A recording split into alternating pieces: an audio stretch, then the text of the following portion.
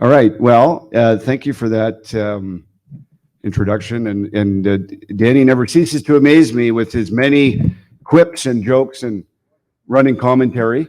And you should write a book someday on that.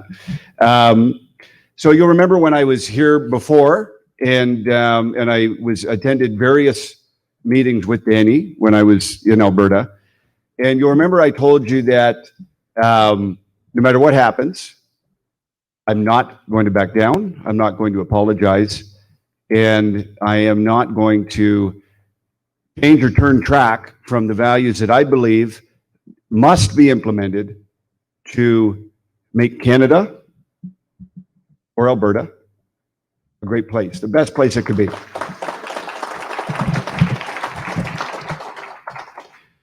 And now you know I wasn't kidding. So I'm sure many of you have questions about what happened to me in the party, and I'd be happy to answer those questions, and I'll take those questions after, but my talk isn't about what happened to me. It's about my vision for the country, and that could be applied provincially or federally.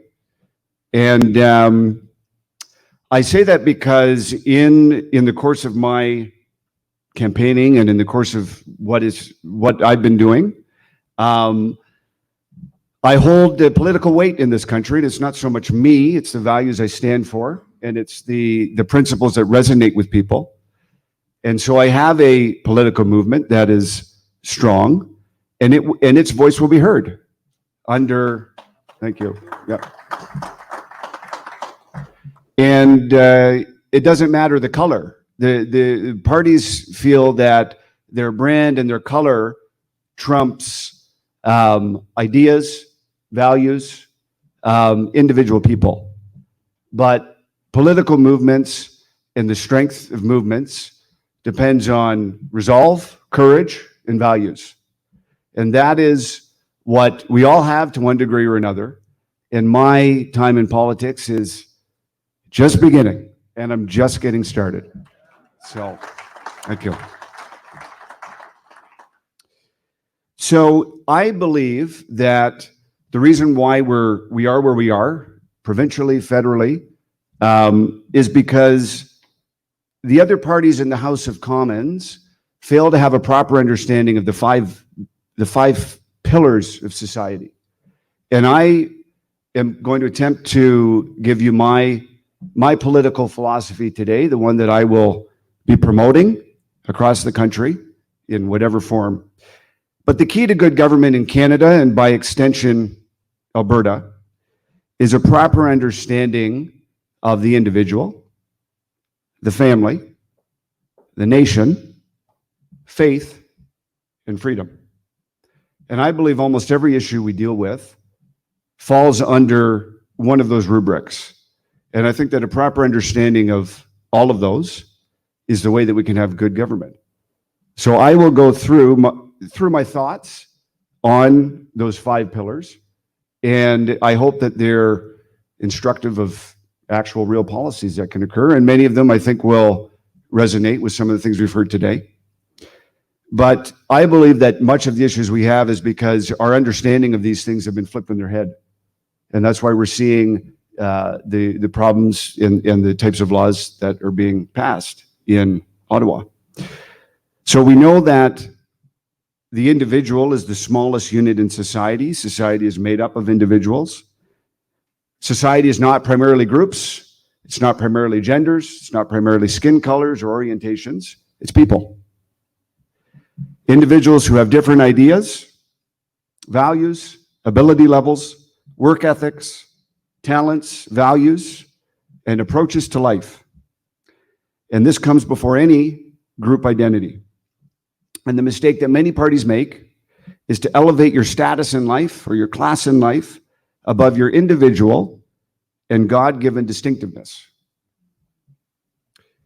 There's no other person on the planet like you, and there's no other person on the planet that can do what you can do and to impact the world the way that you can.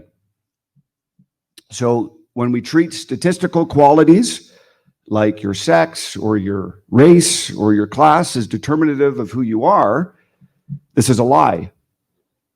And individuals Go ahead. Yeah. Individuals have the power of choice, and their individual interests and values and choices matter more than environmental influences. And of course, the environment does influence us, and the way we're brought up does influence us, but they're secondary to our fundamental uniqueness as individuals with freedom to choose. And that freedom can break the influence of environmental exigencies. And because individuals are important, life is important. And all lives matter from the womb until the time when the good Lord takes that person off this earth. Period. And so a lot of the arguments that we have to support, for example, destroying the lives of people in the womb and so forth, is based on the idea that, well, this will make women as a class worse off. And I dispute the idea that having children makes women worse off. But it also is this idea that we're putting a real individual life and person ahead of a class, of a statistical representation of individuals. And if we get back to a proper understanding of individuals, we will come back to a proper understanding of not only rights and freedoms, but a proper respect for life at all ages, of all colors, of all genders. Now, to move to a more, I hope, less divisive issue, individuals ought to be able to keep as much as possible of the fruit of their labor, because individuals are the primary movers and shakers in this world. It is their individual choices that create new inventions, that bring new children into the world, that raise children, that build pipelines, that do all of these things. It is not their race or class that does this, it's individuals.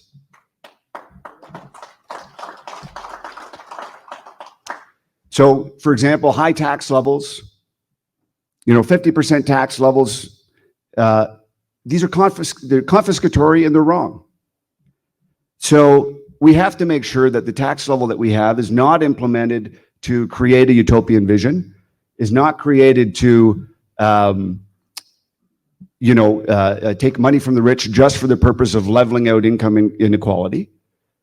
It needs to be based on primarily the idea of people keeping the fruit of their labor. Now, obviously, we have roads to build, societies to maintain. There needs to be tax, and there's nothing wrong with having fair taxation. So, if we want to, for example, prevent large corporations from sheltering all their money offshore in a way that you or I can't do to make it fair, that's fine. But the idea that taxes should be, on a gradient or in any other way designed to socially engineer society, as opposed to just offering a functional society with reasonable services, is wrong.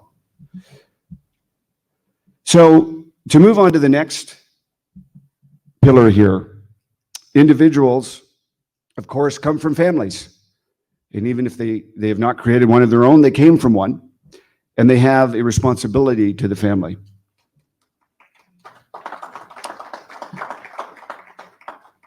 And the family is the base building block of society, and properly run provides for bringing the next generation into the world. And the government cannot do that in any way as good or as cheaply as a family can. But we need to have policies that promote family growth, families staying together, all of these things. And unfortunately, in this country and in others, there aren't any institutions that are more undermined than the family, whether intentionally or unintentionally. And, for example, the tax code largely treats people as individuals. There's a few benefits for being married, but it's largely an individual thing. So when it comes to policies related to families and taxation, we need to promote children. I mean, we're in a situation now where we have, I was just watching a TV show the other day where they were talking about all the healthcare costs that the baby boomers are going to be incurring over the next 10 or 20 years. And all these investment ideas based on this. And we have, the NDP and other kinds of parties telling us all this money that we have to pour into this. Well, if we had a birth rate to match the baby boomers who come from an era of high birth rates, but we need to have a high birth rate to be able to pay into the system to match that. And we haven't had that for decades. And so the government wants to replace that by high levels of immigration. But it'd be a lot easier just to create policies to promote childbirth and to increase our birth rate. So I'll give you a few examples of some policies that I've seen around the world. These are ideas, I suppose. But in France, they have income splitting across the entire family. So if you have 5 kids, you can, and 2 parents, you can split your income 7 ways. This is an easy way, and we had a form of income splitting under Stephen Harper, but this is an easy way. The more kids you have, the less tax you pay. In countries like Hungary, they give newlyweds a loan. I think it might be something like $50,000. And for every child you have, a fifth of that loan is expunged. And if you have 5 children, you don't owe anything back. And if you have 3 children, you would owe 2/5 back. So these are simple policies that can encourage families to stay together, to have kids. And this is something that is good for society in many, many ways. And if you think of, I mentioned the tax code, but think of the other things here that work against the family unit. So, and there's many studies you can look at between the relationship between higher birth rates and increased economic activity. And so, and frankly, that's why the government and big business advocate for mass immigration, because bringing in new people is an automatic stimulus to the GDP. Now it has its issues for other reasons, which is why I'm not an advocate of mass immigration. But it is a case in point that just more bodies in the country is a way to stimulate economic activity. So we have flagging birth rates at home. Think of the way that our society typically operates.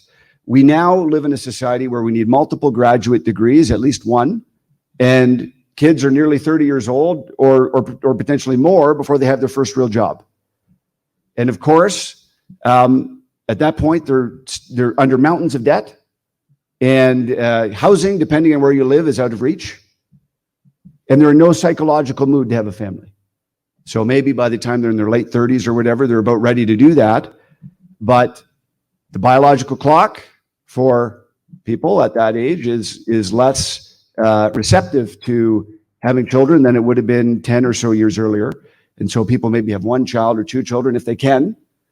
And of course, our society is structured in a way that, again, is pushing both parents to work hard and be away from the home. And so they can't afford to have more than 1 or 2 children at most.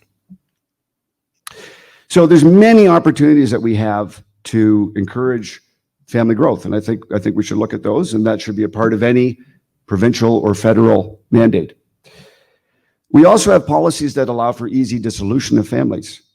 And when I owned my small business, there was many things that I could voluntarily commit to that I couldn't get off the hook for.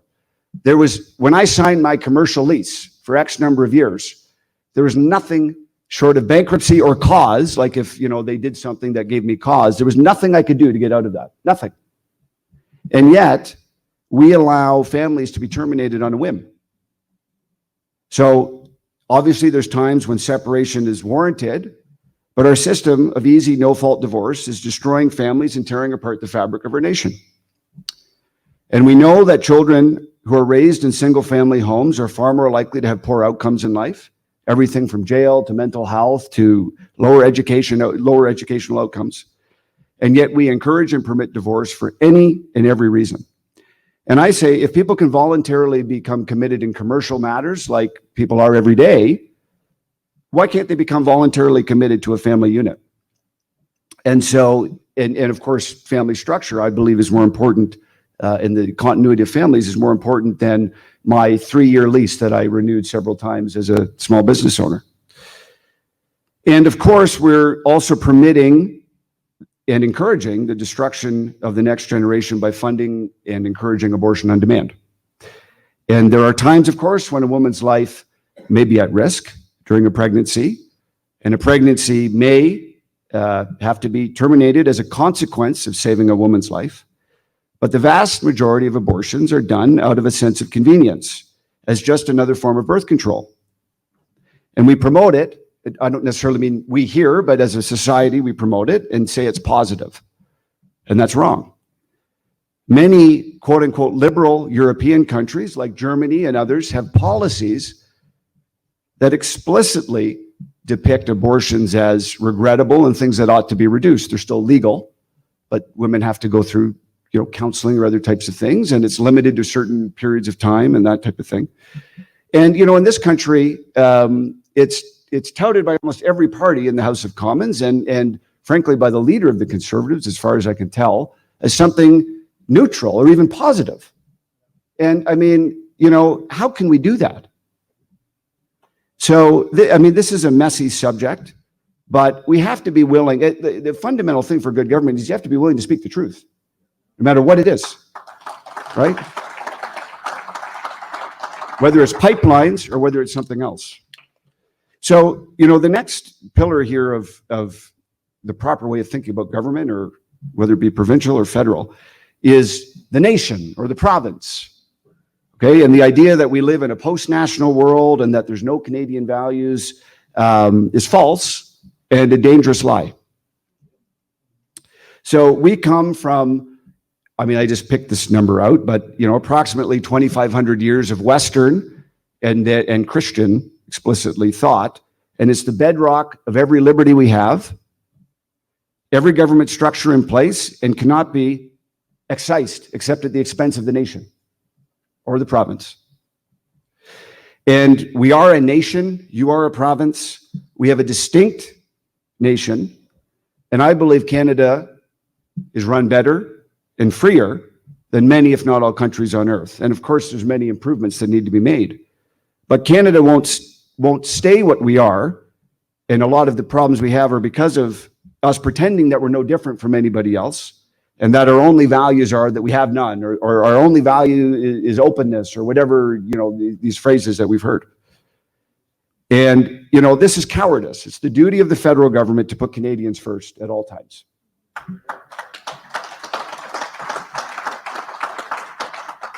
And, frankly, this doesn't mean that we go out and harm other countries, but it does mean, I flew here, and we've all flown before.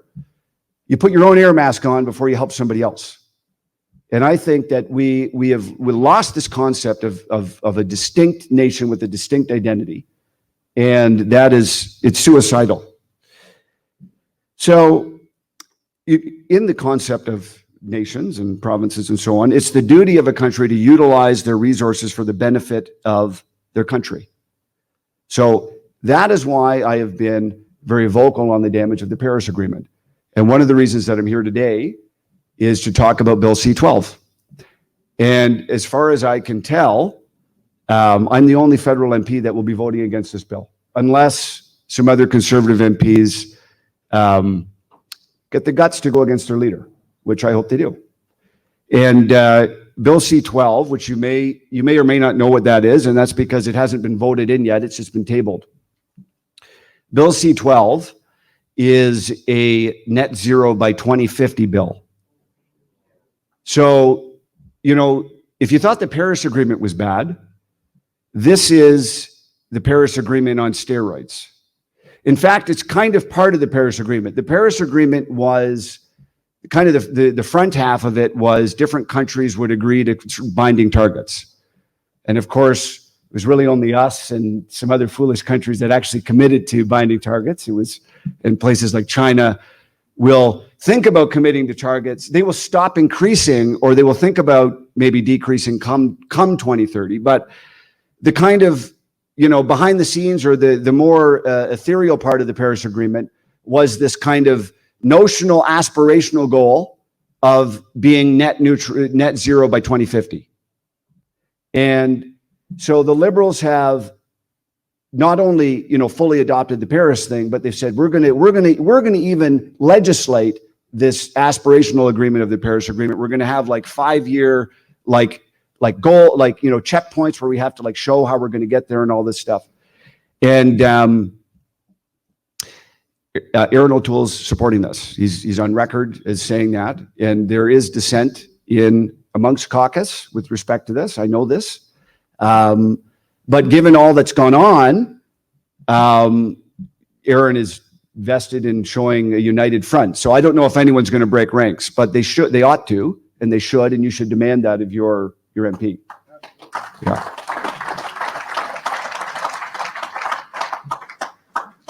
So I feel as if I feel like a lot of like average Albertans don't even realize this is happening right now. They will once the vote goes in or the week before or whatever. But in any event, I just want to kind of pound the table on that while I'm here, and I'd be happy to answer any questions later about it. But this is a bill that's right now in Parliament, and I believe Aaron O'Toole's rationale is something like, well, at least it's like something we can control. It's not it's our own targets or whatever. But in any event, it's it's wrong, but it also points out why during the leadership race I said that we needed to have a conservative position on everything. So it's not enough to say the strategy, the political strategy right now for dealing with this type of thing, it comes from this climate alarmist view, okay? And so the strategy the Conservatives have is, listen, it's too thorny to directly contradict this, so we just need to come up with a plan that doesn't actually sewer the country and then hope that the electorate buys it. Well, why don't you just say, listen, the Conservative view on climate alarmism is that it's wrong, okay? And so I said that. I campaigned on that, and I was the only candidate to do that. But it's not that hard to do that, because it may be hard initially, because Canadians have been the frog cooked in the stew, and apparently I've heard that whole thing is wrong. Apparently you put a frog in water and you turn up the thing, he hops out. But in any event, I like it. It's a good analogy. So if I just said that today, yeah, there'd be if I was the leader of a party, a large party, and I just said that today, there'd be a media furor storm for like a week or two or whatever. But really, it's not that hard over a period of time to argue this out. I mean, you don't have to. I mean, I just did a 30-minute thing with Patrick Moore just on a Facebook Live there. But you don't have to throw the environment under the bus. You can be very supportive of legitimate conservation. You can admit in principle that the world may in fact be warming. You can admit in principle that we need to, as much as possible, have cleaner emissions if we can, right? But you can also say, listen, here's 30 predictions or 50 or whatever over the last 30 years that have been dead wrong. And they're telling us contradictory things. They're telling us that the world's going to end tomorrow. And meanwhile, we're handing over our manufacturing sector to China, who's doing nothing and is emitting way more than us. So the fact is that we have to have a conservative vision on everything. And the environment is, again, one that we must articulate. And this is exactly, and I said this back in context of the Paris Agreement, and now we have net zero, right? And soon enough, as they realize they're getting nowhere near reaching their goals, they're going to have to ratchet up. Already, I mean, listen, we thought, $50 a ton was bad for the carbon tax.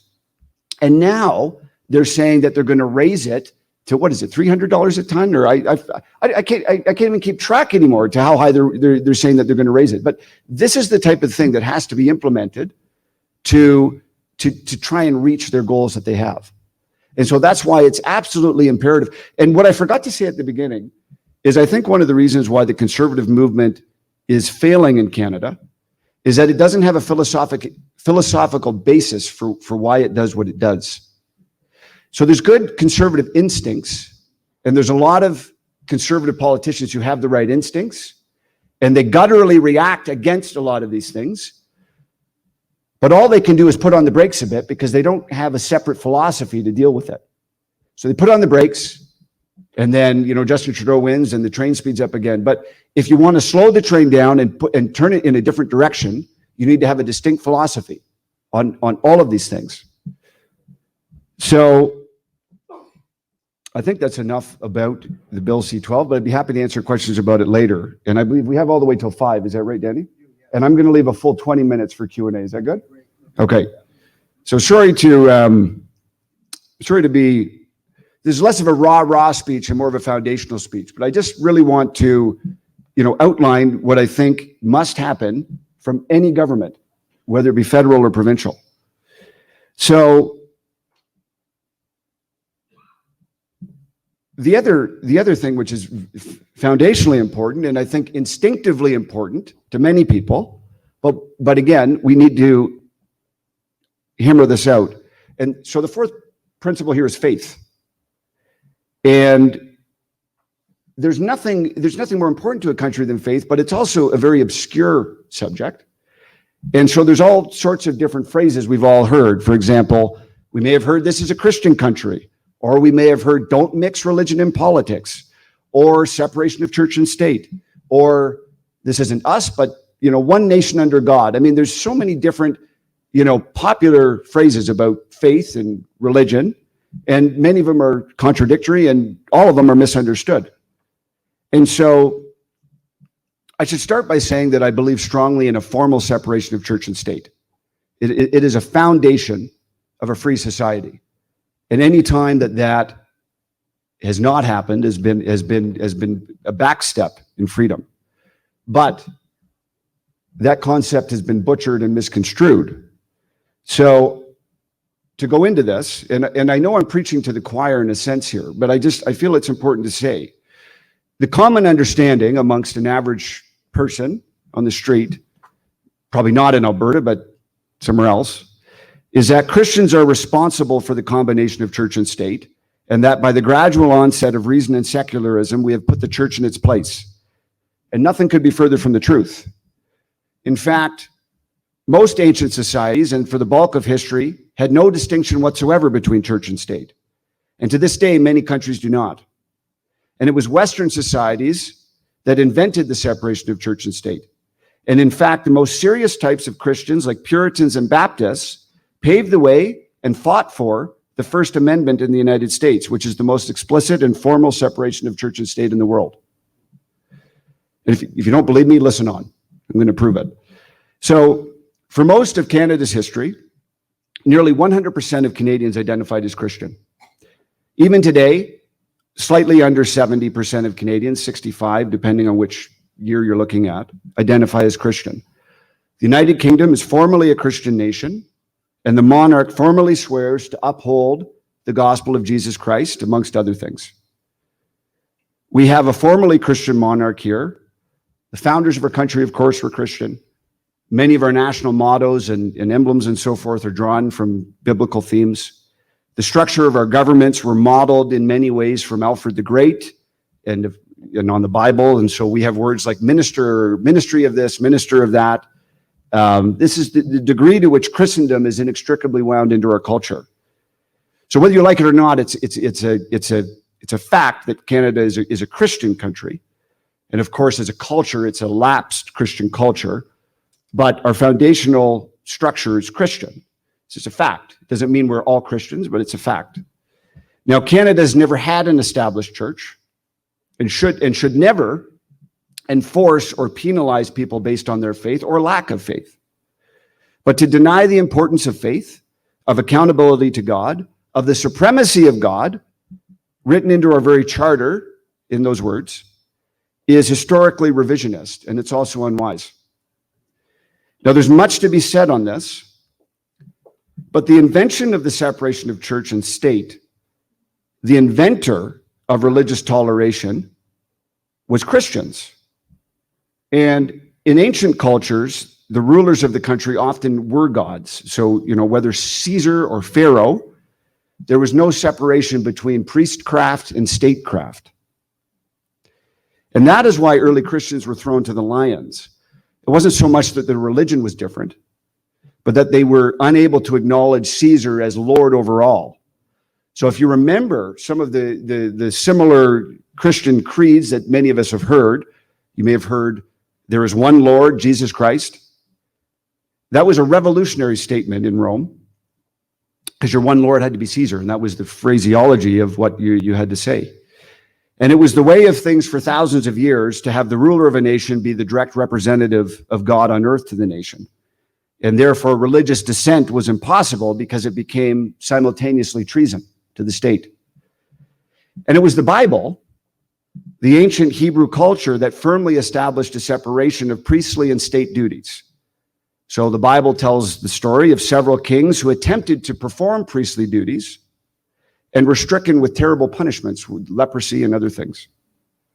Christ's statement, "Render unto Caesar that which is Caesar's, and unto God that which is God's," set the stage for our future advance in the West with the revolutionary idea that what was owed to God was separate from Caesar and not the same thing.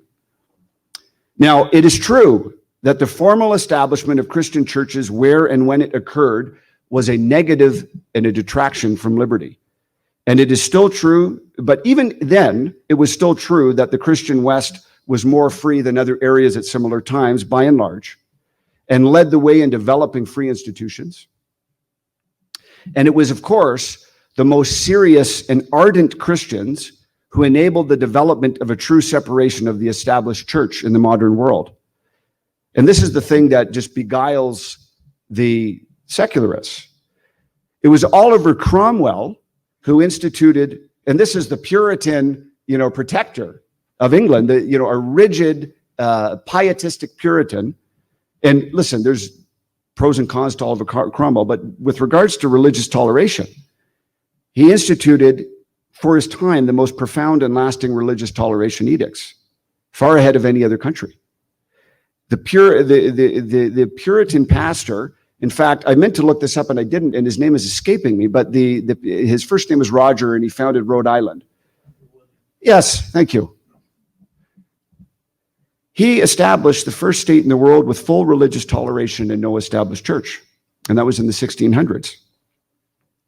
And it's also clear, and there's a good book on this, and I can share it with anybody who wants to know, but there's good scholarship surrounding the creation of the First Amendment in the United States, that it was the Baptists and other dissenting, strong, fundamentalists, or whatever you want to call them, that were crucial in pushing forward this, in crystallizing a formal constitutional agreement to not establish a specific church. And the reason for all of this is because if any specific church has the ear of the state, whether it be Anglican or any other, it inevitably becomes corrupted. And even though we have no established church in Canada, so that's on one side. And this is, having said all of this, it doesn't mean that Canada can't generally encourage and celebrate our faith history and our faith past. We can and should.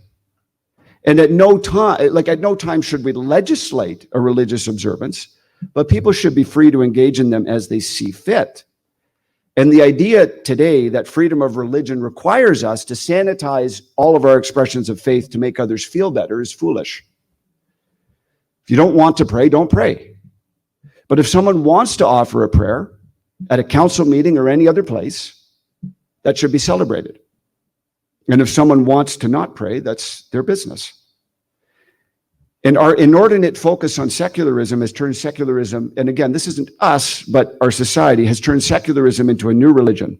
And frankly, there's abundant secular religions. There's climate alarmism. There's all forms of fundamental, ardent belief systems that basically masquerade as religions, but people don't even know any better because they don't even believe in religion, and yet they've been duped into buying into these new secular religions. And I say this because there's no true neutrality. So the state has to stand for some type of values. And, when you consider the liberal summer jobs grant there of 2 years ago that specifically excluded people who disagreed with the Liberal Party of Canada's stance on abortion, that is providing or not providing government services based on someone's religious beliefs. And these are the very things that secularists claim, Christians want to do or would do. And it's happening more and more under a secularist watch. So we have to remember that the state can't be neutral. It can be hopefully as neutral as possible in providing services, but it needs to have a vision. It needs to have values that guide its actions. And Canada ought to be proud of its Christian heritage and faith history, and should of course offer government services irrespective of faith. But this would bring a historical richness and beauty into cultural life in Canada. And I came across the words of William Penn, the founder of Pennsylvania, who said, "Men must choose to be governed by God or governed by tyrants." And my addendum to that is, given our attempts at throwing God to the side, I will let you judge whether the latter has come to pass or not. And given the province I'm in, I think I know the answer. Let's move on to freedom.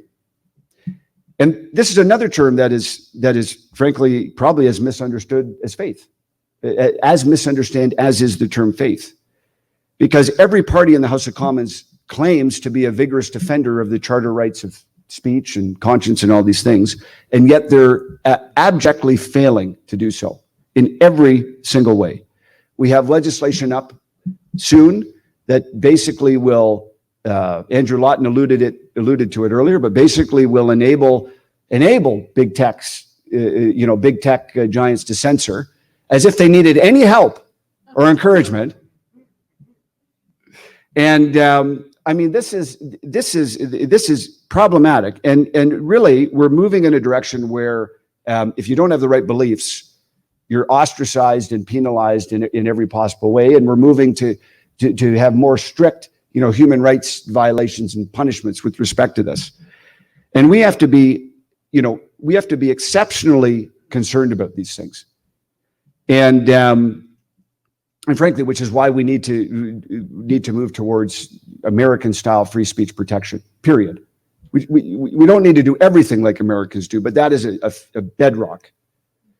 And, I wrote out a few things, for example, about hate speech, which is a very problematic concept from a legal perspective.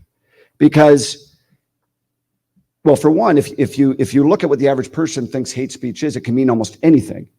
And the problem is that because of that, even though judges are more disciplined than the average person, when you have, activists and sort of a decay in the style of respect for freedoms and our education and all that, you inevitably start moving towards hate speech just being things you don't like. And that's what the average person actually thinks it is. Like, I was reading I happened to save a student newspaper from about 10 years ago that troubled me at the time. But this was going on, a decade ago, if not multiple. And it was at a university in Ontario, and some Christian group on campus had a day for praying for people in the LGBT community, praying for them to find Jesus or something like that. And the newspaper article was all about how this was all hate speech because it didn't, fully accept and value and all this type of thing. And that was just the opinion of the students and all that. But the fact is like that's 10 years from now. So some of those students are now quasi-prominent lawyers in the almost mid of their careers, and within 5 years, some of those students may very well be appointed as commissioners or judges and things like that.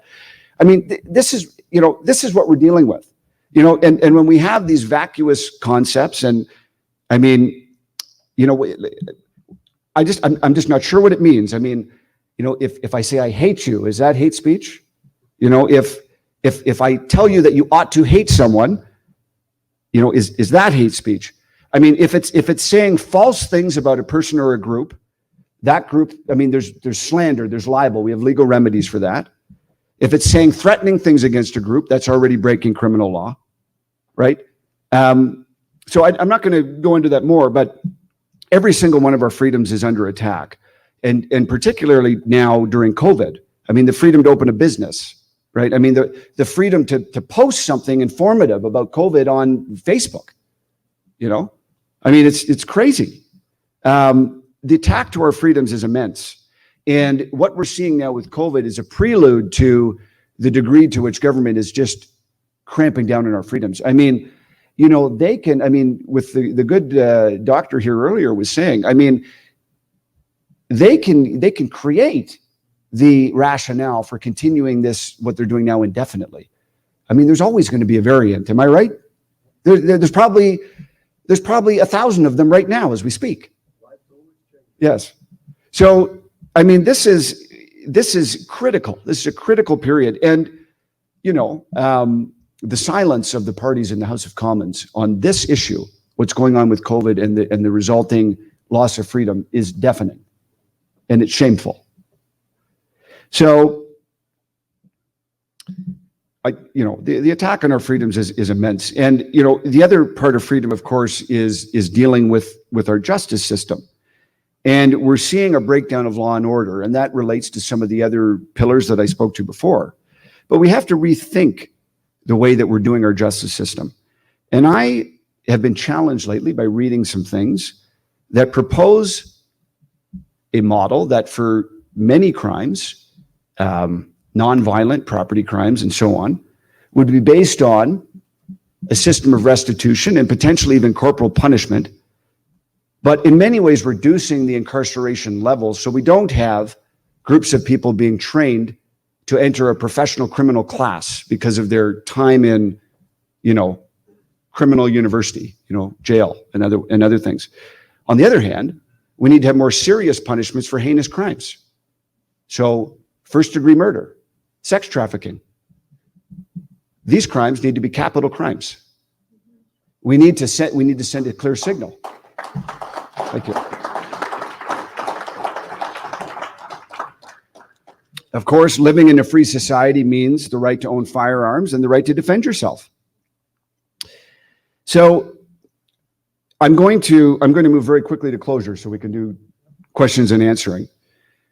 But, you know, I just want to say that, and maybe this will come up in the questions and answers, but these are the type of values that we need to push for. And this is the type of thing that we need to encourage. And I have been marshaling, there are many hundreds of thousands of people across the country that are on the same wavelength as me, probably even millions, but there's hundreds of thousands of people that follow me and read my emails and do things that I ask them to do.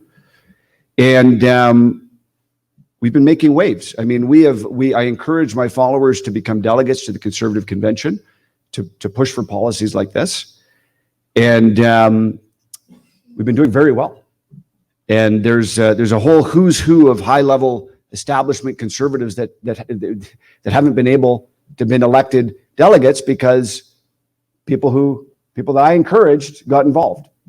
So we have people like the Ontario PC Party President, Brian Patterson, Ontario Education Minister, Stephen Lecce, former PMO Deputy Chief of Staff, Jenny Byrne, Conservative Fund Chair, James Dodds, former Senator Irving Gerstein, Mark Mulrooney, the son of the Brian Mulrooney. And you know, I guess I can't prove that I caused this, but I can tell you that many hundreds of people who believe just like what I do are going to be delegates at this convention. And it's not about the convention. It's about when you have a movement of people who are ready to go, it's a beautiful thing.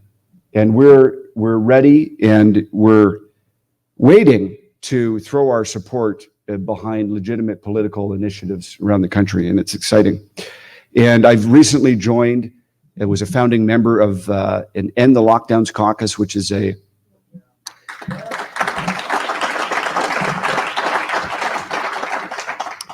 and it is a sort of a multi-level caucus. Anybody who's former or current municipal, provincial, federal politician or party leader, and Maxime Bernier is here, and he was also a founding member. And we're 50 strong. I mean, it's growing every day. It's probably more than that now. But we are working to end these draconian lockdowns, and I think we're getting some great traction. So, in any event, what we need, and what to sort of work on all these things after I was ejected from the party, I started a not-for-profit political action group, SPAC, Sloan Political Action Coalition. You can learn more about that at my website. But I'm using that to fund all the initiatives that we're doing. We're making a big difference. And we have the color and party affiliation and all that. Aside from all of that, we have a movement here that is growing and is sick of the status quo. a movement made up of those who are willing to do whatever it takes to implement a government that is true north, strong, and free. True to independence, true to freedom, true to the family, true to responsibility. And exactly how that will manifest itself in the future is not yet clear.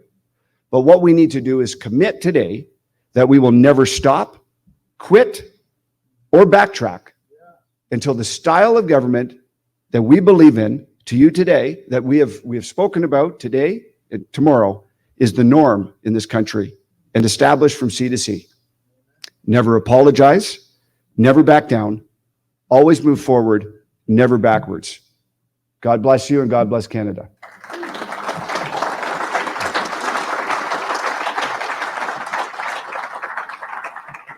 Thank you kindly, sir.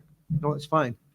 I think we can see, yeah, go ahead, Mark. We'll give you the first question since you're we've got a few minutes for questions and we got about 12 or 14 minutes to keep us on schedule. Go ahead, Mark. Yeah, thanks, Derek. Appreciate that speech. You're saying a lot of the things that I know a lot of folks want to hear and don't hear it too often. The idea around freedom, property rights, saying no to the Paris Accord, the climate change narrative. Come on, Mark. We know what he's saying. We just heard it. You ask us his question. And it's coming. Okay. But we know where all of these issues are connected to the Sustainable Development Agenda, the UN Agenda 2030, all of them. It's an attack on Western civilization and what we've established to this point. That agenda from the Conservative Party since 1992 has been supported by that party. Signed on in 92, brought into law in 2008, signed on again in 2015. My question then to you is, how will you pull that party that's been committed to this nation-destroying agenda away from that? Well, I'm not a member of the Conservative Party. I'm fully divorced in every way, so I don't claim responsibility for them, and I don't claim the ability to reform them. Although the political action that I've been doing lately has been very helpful, and I don't have final numbers, but it could many delegates went to this convention. And frankly, if I wanted to, I could probably focus on reforming EDAs and other types of things. I mean, these types of things are embedded deeply in all parties, and they don't have the discernment to see it. So it involves either a new movement or a wholesale reformation of the existing Conservative Party. But I don't speak for them, and I'm not responsible for what they do, and it's a liberating feeling. So.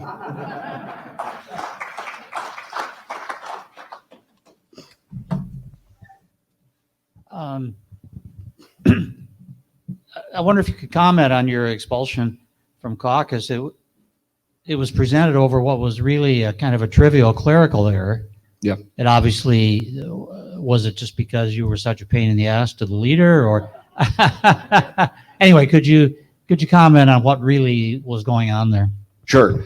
And obviously this is my best take of things. I mean, who knows what was going on in the minds of the leadership, but there was obviously people who wanted me gone from the very beginning, throughout the leadership and after, a small percentage, but some.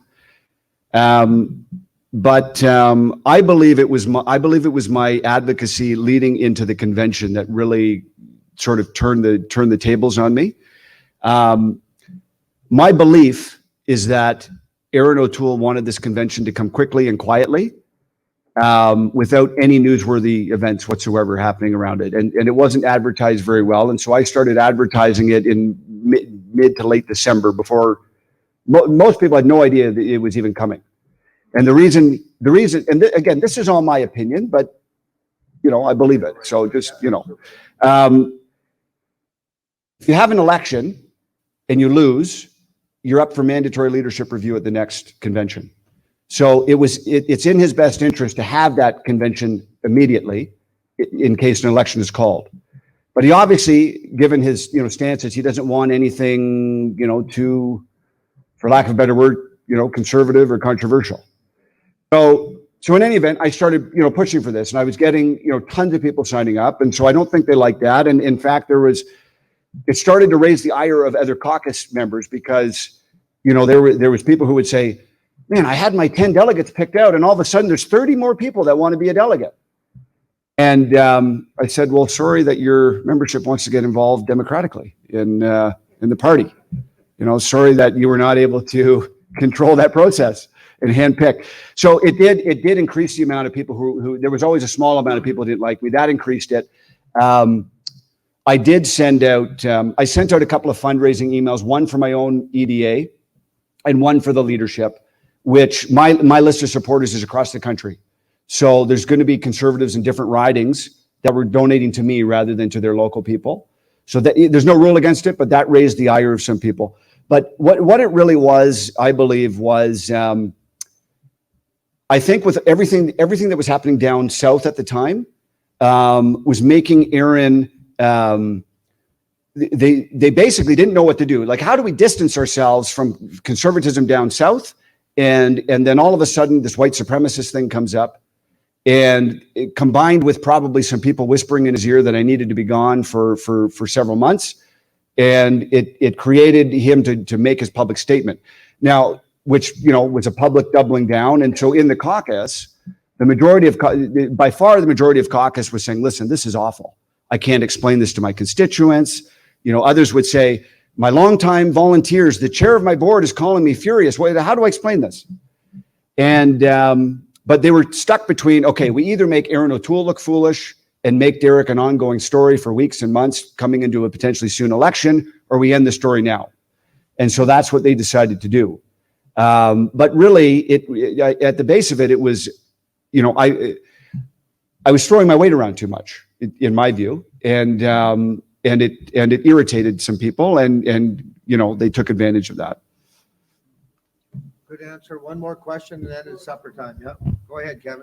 Thank you. While you were speaking, I took a few moments to email my member of parliament who is a conservative, or is the shadow minister for, or the critic, I guess, for natural resources. So I would certainly hope that they would be voting against C12, but just asked for her to speak to me about her stance on that.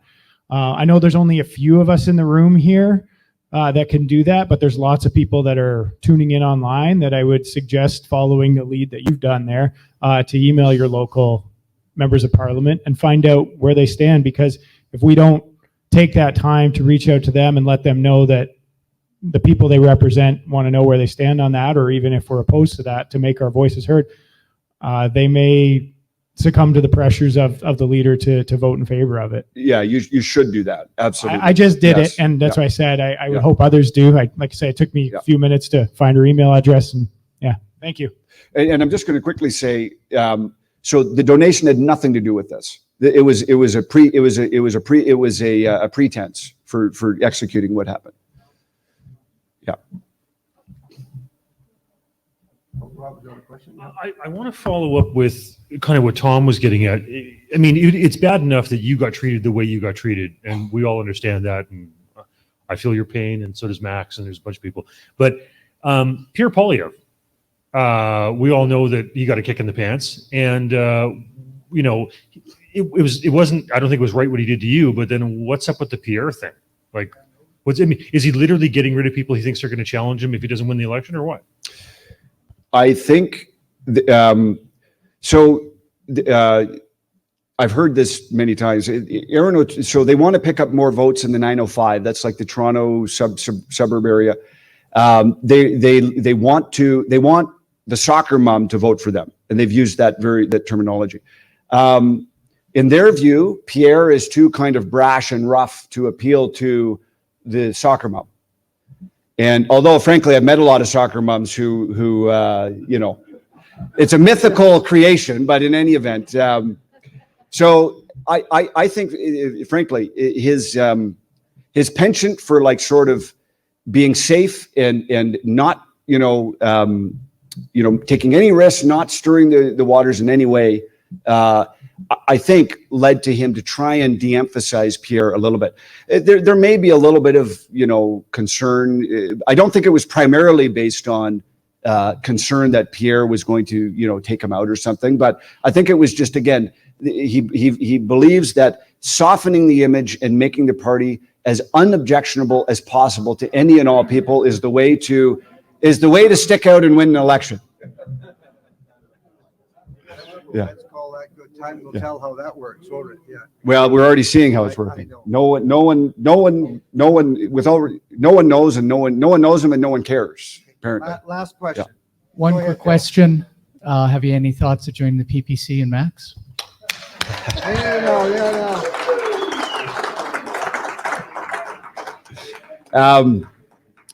Well, I've enjoyed. Before, I just.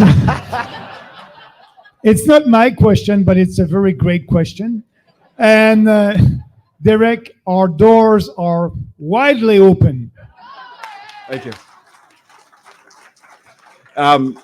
So I have enjoyed working with Maxime in the Lockdowns Caucus, and I hope to continue working with him. The exact shape of how things play out in the future is yet to be determined, but I believe. Listen, I think that Maxime's goal is to make this country a better place, aligned with mine. I think we will be working together to do that. But as to anything further, I can't comment on that. So thank you. That's good.